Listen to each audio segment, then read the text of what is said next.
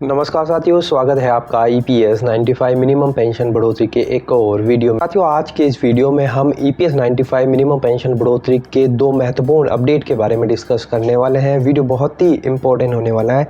पूरी जानकारी के लिए आप वीडियो के अंत तक जरूर बने रहिएगा। तो साथियों, सबसे पहला अपडेट निकल कर आ रहा है। श्रम मंत्री मनसुख मांडविया जी ने EPF और CPFC के बड़े पदाधिकारियों के साथ में बैठक की है। मिनिमम पेंशन बढ़ोतरी को लेकर काफ़ी बिंदुओं पर चर्चा हुई है। जी हाँ साथियों, ये बहुत बड़ी अपडेट निकल कर आई है। जैसा कि हम सभी को पता है, 30 अगस्त 2024 को NSE दल की बैठक श्रम मंत्री मनसुख मांडविया जी से हुई थी। उसके बाद में गुजरात NSE टीम के सदस्यों ने लगातार मनसुख मांडविया जी पर दबाव बनाए रखा था ताकि मिनिमम पेंशन बढ़ोतरी के मुद्दे को जल्द से जल्द सुलझाया जा सके।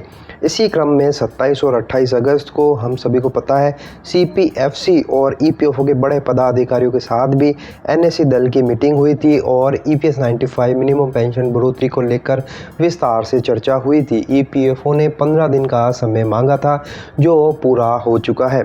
इसी के बाद 31 अगस्त को वित्त मंत्री निर्मला सीतारमण जी से भी NSE दल की मुलाकात हुई थी, जिसमें निर्मला सीतारमण जी ने जल्द से जल्द पेंशन बढ़ोतरी के मुद्दे को सुलझाने की बात कही थी और उन्होंने रिक्वेस्ट भी की थी कि बुल्डाना में जो क्रमिक अनशन चल रहा है उसको आप तुरंत समाप्त करिए। लेकिन इस पर कमांडर अशोक रावत जी ने वित्त मंत्री जी को साफ शब्दों में कह दिया कि जब तक हमें लिखित में गारंटी नहीं मिलती है तब तक बुल्डाना का क्रमिक अनशन आंदोलन जारी रहेगा। तो साथियों, 15 दिन का समय पूरा हो चुका था और इसी की जानकारी लेने के लिए कमांडर अशोक रावत जी ने 3-4 दिन पहले EPFO के बड़े पदाधिकारियों के साथ में फ़ोन पर संपर्क किया था और जानना चाहा था कि EPS 95 बढ़ोतरी को लेकर क्या स्टेटस चल रहा है। इस पर EPFO के पदाधिकारियों ने बताया कि हमारी तरफ से पॉजिटिव प्रपोजल तैयार है और वे श्रम मंत्री के साथ डिस्कस होने वाले हैं।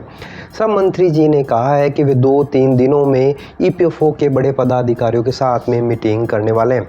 साथियों, इसी को लेकर 13 सितंबर को EPFO और CPFC के बड़े अधिकारियों के साथ में श्रम मंत्री मनसुख मांडविया जी ने मीटिंग की थी। यहाँ पर आप तस्वीरों में देख सकते हैं, एक हाई लेवल की मीटिंग मनसुख मांडविया जी ने सभी अधिकारियों के साथ में की थी।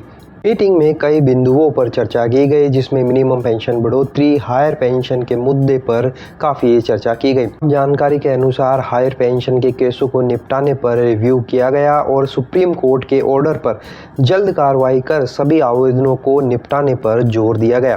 इसके साथ ही मिनिमम पेंशन पर EPFO के डॉक्यूमेंटेशन तथा NSE द्वारा दिए गए डॉक्यूमेंटेशन पर भी चर्चा की गई। श्रम मंत्री ने EPFO के पदाधिकारियों को आवश्यक दिशा निर्देश दिए। हालांकि साथियों, आधिकारिक तौर पर अभी तक इस मीटिंग में क्या डिस्कस हुआ, क्या निर्णय लिया गया, ये सामने नहीं आया है। हो सकता है EPFO अपना प्रेस रिलीज कर इसकी जानकारी दे या फिर NSE दल को बुलाकर मीटिंग कर इसकी जानकारी दे, लेकिन फिलहाल अभी तक आधिकारिक तौर पर कुछ निकल कर नहीं आया। और इसी को देखते हुए NSE अपने CWC मीटिंग में लिए गए फैसलों पर कायम है। हरियाणा, महाराष्ट्र और जम्मू कश्मीर में चुनाव होने जा रहे हैं। इसी को लेकर NSE दल लगातार मीटिंगों पर जोर दे रहा है। खास तौर पर महाराष्ट्र और हरियाणा में NSE दल बहुत मजबूत है। वहां पर बड़ी मीटिंगें आयोजित कर पेंशनरों को एकत्रित और संगठित किया जा रहा है और सरकार पर दबाव बनाने की पूरी कोशिश की जा रही है। साथियों, NSE दल को भी पता है और पेंशनरों को भी अब पता चल चुका है कि इतने सालों से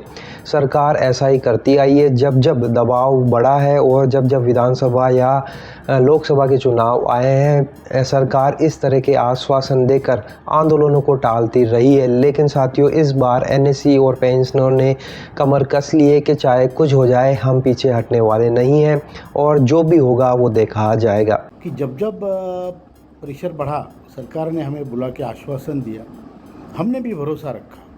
पिछले 10 सालों से 8 सालों से यही हो रहा है, लेकिन इस बार सरकार काफ़ी सीरियस लगी है और हम चाहते हैं कि सरकार जल्दी से जल्दी ये काम करें। हमने तो दिल्ली में हमारे CWC में सेंट्रल वर्किंग कमेटी के मीटिंग में भी ये कहा है कि अगर हमारा काम हरियाणा और महाराष्ट्र के इलेक्शन से पहले नहीं होता है तो BJP को हम सहयोग नहीं करेंगे, क्योंकि लोग भावना ये है कि अगर हमें हर बार हमारा काम नहीं होगा तो हम उनको कैसे मदद कर सकते हैं। इसका परिणाम आपने लोकसभा में भी देखा। कई कारणों में से EPF का कारण भी है, EPS पेंशनरों का। और इस बार महाराष्ट्र, हरियाणा, जो भी इलेक्शंस है, झारखंड, उत्तर प्रदेश के बाई इलेक्शंस, इसमें इसका परिणाम बहुत बड़ी तौर पे दिखेगा। और मैं चाहता हूं कि सरकार इस पर अमल करे, और अगर वो हमारा काम करते हैं तो हमने ठान लिया है कि हम उनका काम करेंगे। ऐसा भी नहीं कि हमारा काम होने के बाद हम भूल जाएंगे। तो ये इस बार ये शायद उनको पता चला होगा या चलेगा, तो यही है। और हम चाहते हैं कि जल्दी से जल्दी सरकार हमारा काम करे और हमें नाहक उनके खिलाफ जाने पे मजबूर। आपने जो पिछले परिणाम देखे, इसके अगले वाले परिणाम और भी भयंकर होंगे। अगर सरकार हमारा काम करेगी तो हम सरकार का काम करेंगे, ये हमारा शब्द है। और अगर नहीं करेगी तो सरकार को इससे भी भयंकर परिणाम भुगतने पड़ेंगे, ये मैं आपको लिख के देता हूँ, वचन देता हूँ। साथियों, इसके अलावा दूसरी बड़ी अपडेट निकल कर आई है एनएससी के मुख्यालय बुल्डाना से, जहां पर 15 सितंबर रविवार को क्रमिक अनशन आंदोलन जारी था। 5 वर्ष और 267वां दिन पूरा हो चुका था, यानी कि 6ठा वर्ष चल रहा है।